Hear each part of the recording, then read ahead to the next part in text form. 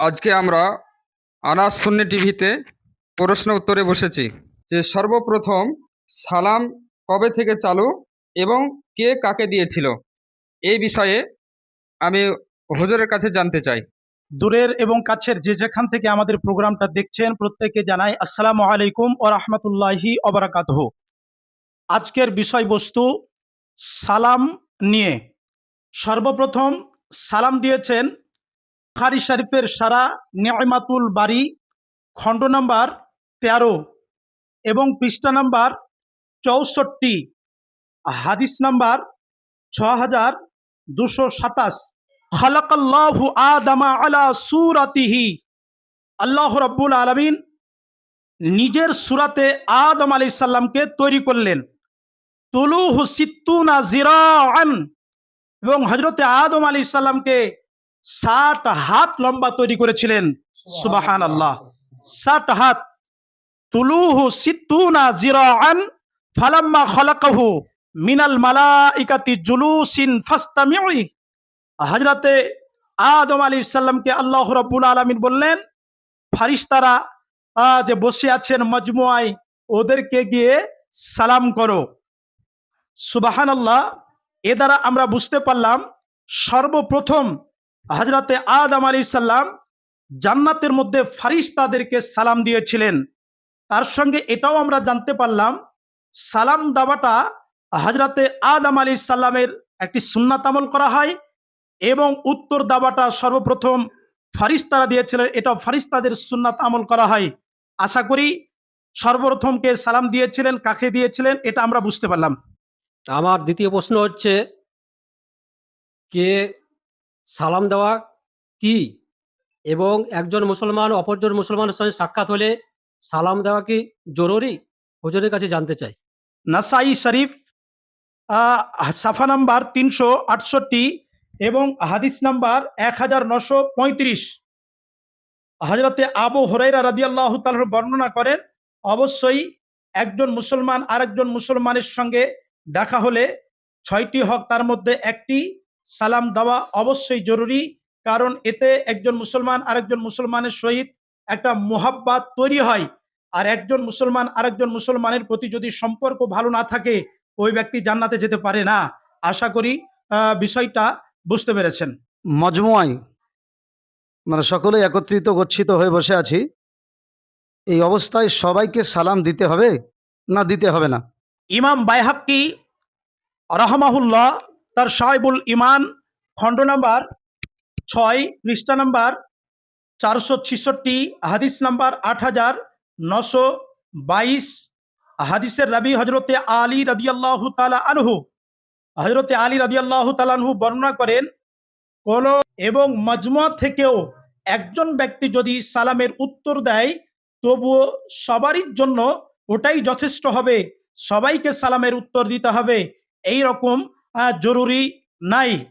এ বিষয় নিয়ে আরো খোলাসা করেছেন বাহারে শরিয়াত খণ্ড নাম্বার 16 পৃষ্ঠা নাম্বার 457-তে। আমাদের আনাস সুন্নি টিভিতে অতিথি হিসাবে মাওলানা আব্দুল জব্বার সাহেব এসেছেন। ওনাকে আমি সালামের বিষয় নিয়ে আমি প্রশ্ন করছি। ওনার অভিজ্ঞতায় হাদিস ও কোরআনের আলোকে সাধ্য মোতাবেক উনি আপনাদেরকে উত্তর দেওয়ার চেষ্টা করবে, তদ্রূপ আমল করার আপনারাও চেষ্টা করবেন। 4 নম্বর, সালাম শোনার পরে সালামের উত্তর দিতে দেরি করলে তার হুকুম কি? অনেকেই ওয়ানেহা আসসালামু আলাইকুম উত্তর দিচ্ছে না, এ বিষয় নিয়ে আমি মাওলানা সাহেবের কাছে একটু জানতে চাইছি। উত্তর হচ্ছে এটাই যে সালামের উত্তর দেওয়া হচ্ছে ওয়াজিব। সালাম কাউকে দেওয়া সুন্নাত, কিন্তু সালামের উত্তর দেওয়া হচ্ছে ওয়াজিব। ও যদি অকারণে দেরি করে উত্তর দিল, এর জন্য ওকে গুনাহগার হতে হবে। ও যদি পরে উত্তর দিয়েও দেয় তো ক্ষমা হবে না, তওবা ছাড়া ওকে তওবা করতে হবে।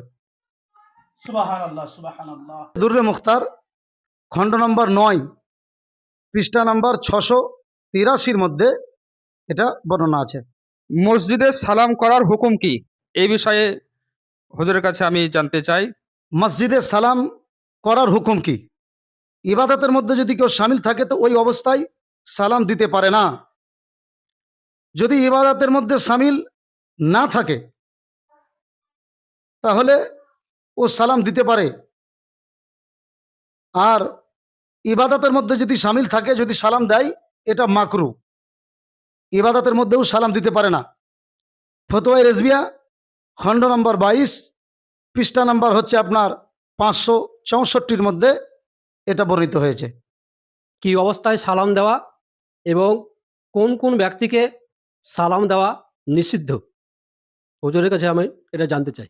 এটা একটা জানার বিষয়। আমরা অনেকেই সালাম দিই, কোন অবস্থায় সালাম দেওয়া নিষেধ এবং কাকে সালাম দেওয়া নিষেধ এ বিষয়ে আমাদের জানকারি প্রয়োজন আছে। এ বিষয় নিয়ে মুসলিম শরীফের সারা খণ্ড নাম্বার 6 পৃষ্ঠা নাম্বার 524 মধ্যে বিস্তারিত আলোচনা আছে। যাদেরকে সালাম দেওয়া মাকরু এবং যে অবস্থায় সালাম দেওয়া মাকরু, এটা আপনারা প্রত্যেকেই একটু জেনে নিন, আমাদেরকে আমল করার দরকার আছে। 1 নম্বর, সালাম করার সময় ঝুঁকা। আপনি কাউকে রুকুর মতো ঝুঁকে সালাম দিতে পারেন না, এটা মাকরু, নিষিদ্ধ।